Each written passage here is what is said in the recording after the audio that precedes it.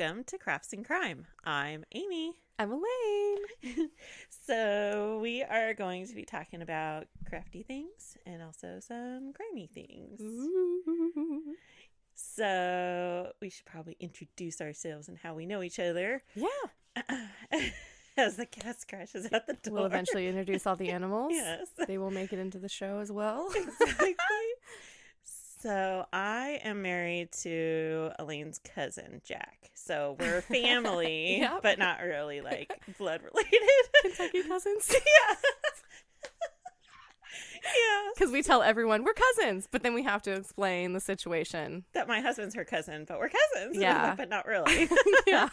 So we decided to just start a podcast because why not? We're doing it for us. We're doing it for us, Yeah. and everyone is welcome. Yeah. So with that said, did you have some crafty stuff to talk about? Actually, one of the things that I'm going to get ready to do is I'm working on a list of crafts to introduce, maybe brand new for some people, that are technically going extinct. And what that means is that the masters of these crafts are old, they're ready to finish up, and nobody wants to be an apprentice. And that's a real bummer. So I'm going to be starting to talk about that soon. And there's a whole list. I have a British list, and I will also have an American list, and those will include like native crafts and folk art, and I'm really excited. Yeah, so exciting. One day we'll get to recording them too. I know. But right now the only crafty thing we're doing is we have chickens and quail, and so we're getting all that farm stuff going. We just put together my chicken run, and we got sunburned. Oh my god, right? The first sunburn of where we live down here. Yeah, so Priming up. I know, seriously. So yeah, we got sunburns. I got it really bad. And and then the next is like garden stuff, and we got stuff growing. So. Yeah, we're gonna show some urban homesteading for your backyard. Because right now our backyards are technically Connected. Yes, we are neighbors as well. Yeah. So my next door neighbors moved out, and I talked to the landlord, and I was like, hey, I know someone. And so then Elaine and her husband and daughter moved in next door. Yeah. And then it got windy and rainy, and part of the fence fell down. Yes. And so now we just basically have like one big backyard, which is nice. I like it too. Yeah, and I really like it, except for the dogs. It happens. I know. Now you have dogs. And now I have dogs. Yeah. And now the neighborhood thinks I have dogs. So it works out Exactly. fine. So extra security. So yeah, that's the next thing on the list, that if they could get to it. So Yeah. eventually. But this is going to be so fun. I know. We're going to have a lot coming up. When the weather gets good, we're going to be outside. Mm-hmm. We're going to show off some outside stuff. I know. I can't wait. Me either. What? I'm just excited. I know. We have so many projects. I'm so excited. I'm sweaty. I'm sweaty too. So All you premenopausal people out there. I know. I'm like, I'm so sweaty. So should I just go straight into? Yes, I can't wait. Okay. I've had some hints and I'm excited because I don't know about this at all. Yeah. So I will preface this by saying I got a lot of information from the show on Discovery Plus called Beyond Reasonable Doubt. So I watched it. I had already I can't remember where I had heard of it before, but it was in California. I grew up, born and raised in California, so I figured it is perfect for me to do. And it is the murder of Sherri Rasmussen. Okay.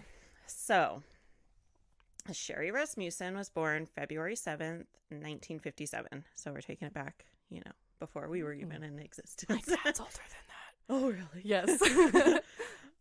Okay, so she entered college at Loma Linda University, which is really close to us. Right around the corner. At only 16 years old. Ooh. So just like Smarty Troy. pants. I know. She was Nice. very smart. Very smart. And so when I read that, I was like, oh my gosh, because my son is going to be 16 and he's going to start college courses while still being in high school. Anyways, but she, just went straight to college at 16. She wanted to have a career in critical care nursing, and by the age of 20, she was the director of nursing at Glendale Adventist Medical Center. When she was working there, she met John Retton, who was an engineer. The two dated for about a year, and then they got married in November 1985. Sadly, 3 months after being married, the unimaginable happened. On February 24th, 1986, the day started as usual for Sherri and John. John was getting ready for work, and Sherri was still in bed contemplating whether or not to go to work. Well, yeah, Jack did the same thing today. He was like, do I have to go? He was like, no, I don't want to do it. So we all kind of know how that feels. But for her, the day wasn't going to be that exciting. She just had to supervise a human resources class, but she thought it wasn't really that important. So when John left for work, Sherri was actually still in bed. Ultimately, Sherri decided not to go to work and called in sick. She had a recent back injury from doing aerobics, so she used that as an excuse for not coming into work. You're not supposed to twist when you bend. Yeah. I learned that the hard way, getting a kid out of a car seat. Seriously. So John called the house a few hours later to check in with Sherri, but there was no answer. So at first he thought maybe she had decided to go into work after all. So he tried to call her at work, but her secretary said that she didn't see her that day. He called the house a few more times with no answer, and her sister also called the house and didn't get an answer either. When John returned home from work to their Van Nuys condo, he found the garage door open and broken glass on the driveway. He also noticed that Sherri's BMW that he bought for her was missing. So initially, I think he thought like, oh, she backed into something, broke a taillight. And so like, what did she do now? But then he noticed that the door leading into the house from the garage was wide open as well, which like that would freak me out. Like just coming home, even if I knew like, oh, Jack probably called off sick, but like, where's his car? And then like, why is all this? If my door was open, I'd be freaking out. Right. So the cat's got out. Exactly. That's what I would be for. Like, the cats, where's the dog? Yeah, what happened? This is not right. Yeah. So obviously it was like red flag, something's wrong. Then he also noticed that the answering machine was not activated. Well, back in the day when, you had to have an answering machine. And the little tape ran out of space. Yeah. Too bad for you. Yeah. And so I think that's why, like, as you know, it's the answering machine's not activated, so it just rings and rings and rings and rings. And so it's like nobody's answering. So when he went into the house, he unfortunately found the body of his wife on the living room floor. She was in her night clothes, which was a camisole and a robe. Her arms were raised as if she was defending herself. Her face was badly beaten, and there was a gunshot wound that he could clearly see. He reached over to feel her to see if he could find a pulse, but she was cold, so John immediately called 911. I would have called 911 with my door open and stuff. I can't even imagine That's so sad. Walking in on that. So when detectives arrived, they began processing the scene. Lyle Mayer was one of the detectives on the scene and collected fingerprints, conducted interviews, and took pictures. There were a few things, though, that stood out to detectives. There was no sign of forced entry. The fact that Sherri was in her night clothing showed the possibility that she was scared by an intruder. Detectives theorized that she possibly had a gun pulled on her by the intruders and she put up a fight. There was a ceramic vase that had been shattered. The electronics in the house were stacked up, and some drawers were open, which would indicate a potential burglary. I don't think anything was really even taken. It was like set up to look like, oh, it's a robbery. There were wooden shelves pulled out and electronics unplugged, and there were bloody fingerprints on some of the electronics and bloody handprints on the walls. So it was clear that it was a burglary. They try to really make it look like that. Yes. Okay. So, sadly, there were indications that she put up a serious fight. There were shots that had gone through the windows. Detectives theorized that she may have possibly gotten the gun from the intruder, but was too scared to shoot them. Oh, no. I know. It's so scary to even, imagine that in your head. Oh, yeah. You sit and you think about what you think you would do, but in that moment, you don't know. Freak out. I would freeze. I don't know what I would do. So, during the struggle, it appears that the suspect was losing the fight and bit Sherri on the arm with their full mouth, So For like, one, ew. exactly. But like, ow. Yeah, And ow. what an idiot. Yeah. So there's their entire bite mouth, the whole mouth, like on her arm. Um, the suspect then started beating Sherri with most likely the butt of the pistol, Ouch. with the initial blow hitting her over her right eye. They then took a pink and green quilt and put it on top of Sherri and shot and killed her. She was shot a total of 3 times. 2 of the shots were contact shots, which means very close range. There were no shells or casings at the scene, but during the autopsy, 2 bullets were recovered from her body. Both were a .38 caliber. There was a residential burglary that occurred. Hang-a-burger. I know, that occurred nearby, so detectives thought they were all connected. Mm-hmm. John was rolled out as a suspect very quickly. He was clearly distraught, and detectives were convinced that this was a burglary, which is like, yeah, it appears like one, so it has all the signs, and I think they were just like, well, like, it's not the husband, because, you know, it's always the husband did it or whatever. And so they just were like, well, you know, it's a burglary, and with that, her murder became a cold case after only 60 days. So they were just like, that's it. We're not gonna investigate. It's crazy that the thought that a burglar, I know it does happen, but that's a lot of fighting for someone who just wants to steal some nonsense. Exactly. Like, that's a lot. Why would you go through all that? Just like bail or like knock her the heck out and run. So like that's like. And overkill. I'm sorry, I'm not gonna put up a fight like that if someone's just wanting to steal my stereo. Yeah, I'd like, run just out of take the it. house. Just take it. Stuff. Don't hurt me. I wouldn't be fighting that's for my sad. life. So clearly, it was like someone. Yeah, it's personal. It's clear. It looks personal, and someone's trying to make it look like it's a burglary. But detectives were like, nope, it's just a burglary because there was one nearby, so they're connected. That's it. So. This was in 1986, so detectives and forensic scientists didn't have the same tools that we have today, such as the ability to test DNA. You know, I can't tell you how many of those cases are like being solved now with the familial DNA and everything. So they're gonna get you. I know. So in November 2001, not 21, in November 2001, a detective, Shepard, looked at the case.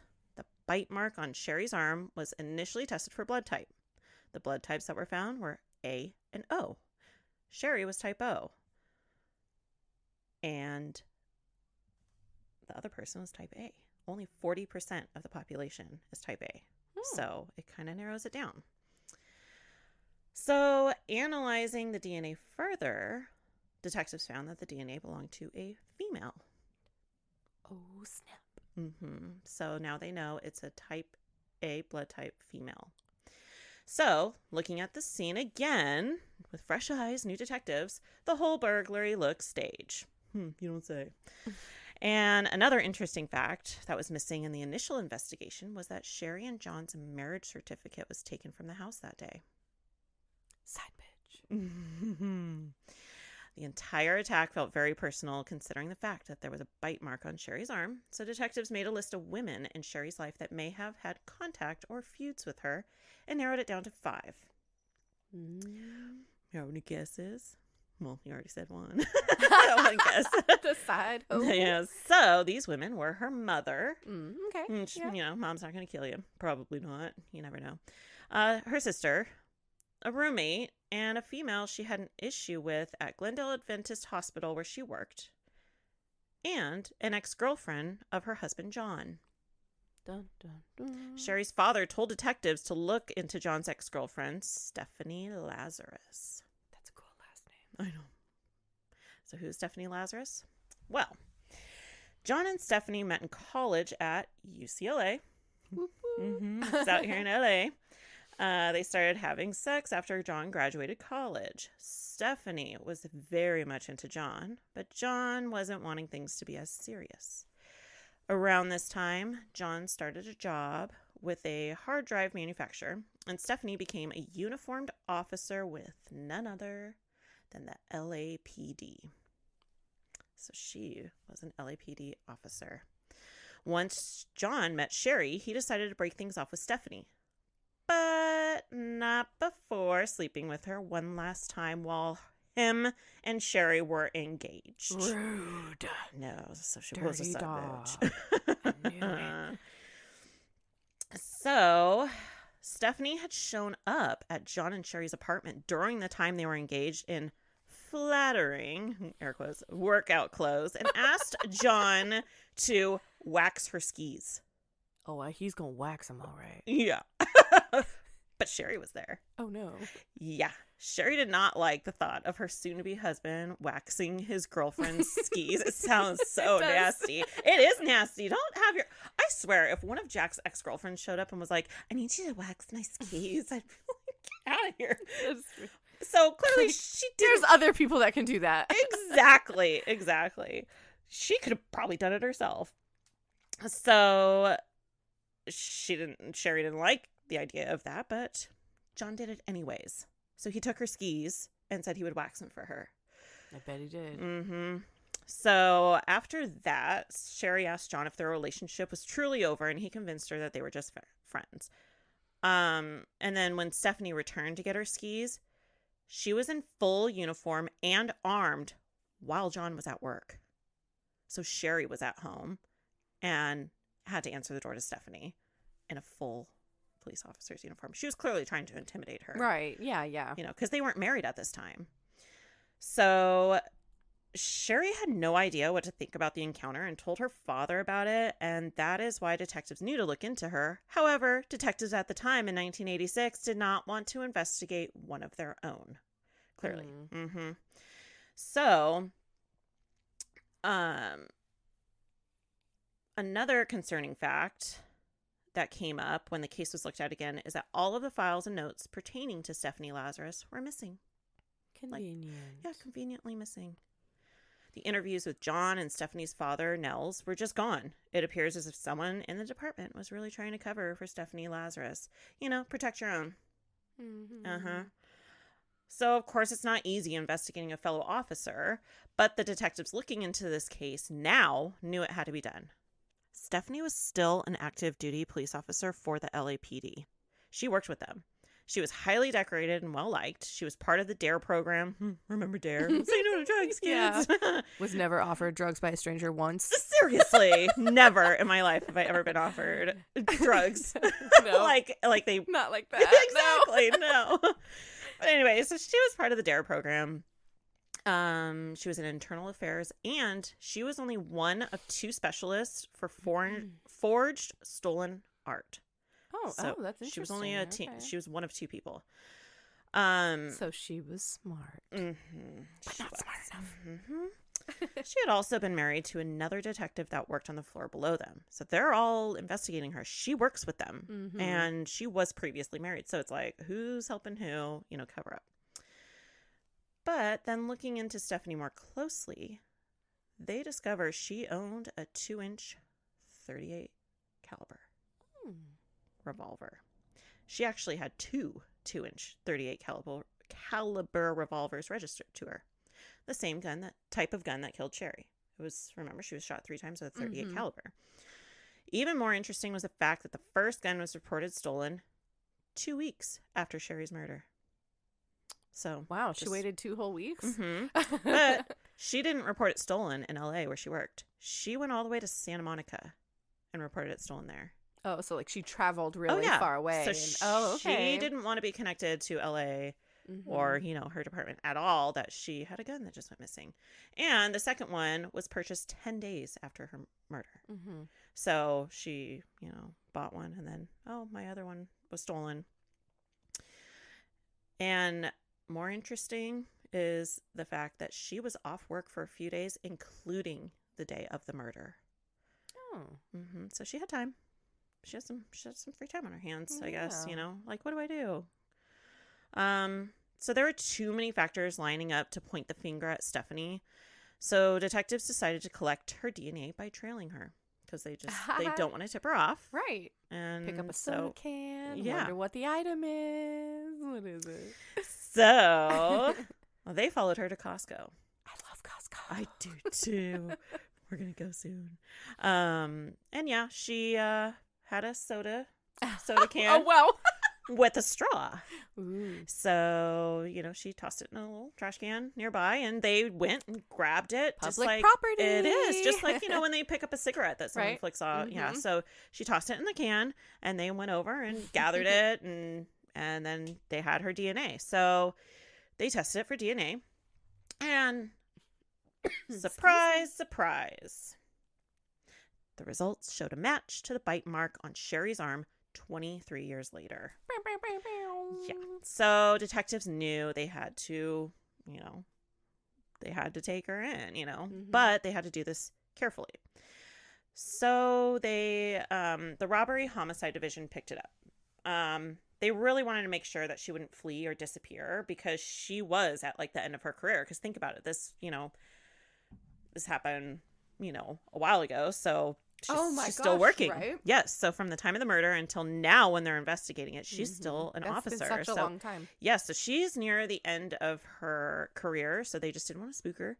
So they had to be very strategic about how they were going to interview her without tipping her off, because it's like, you can't just say like, we need you in the interview room. So they got really creative.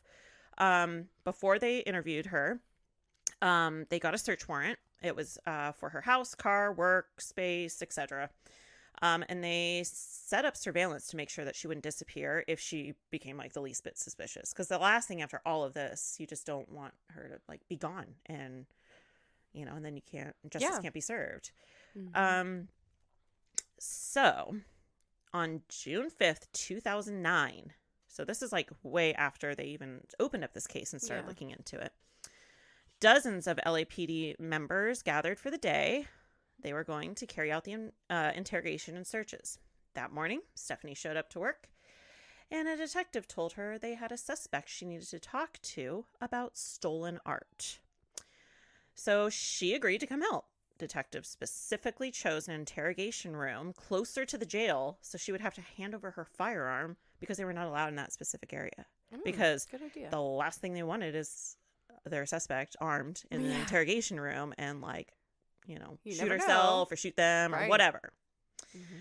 So I watched like the interrogation videos. Like you can watch them. It was like a hidden. Oops! I just hit my microphone. I'm trying to touch my chest. They had like a hidden camera so that you could see, all of this because they didn't want to like tip her off. Body cam. Yes. Okay. So so it's wild. I'll have to show you some of it. Because once in the interrogation room, the two detectives cut right to the chase and told her they needed to talk to her about, Sherri Rasmussen's murder.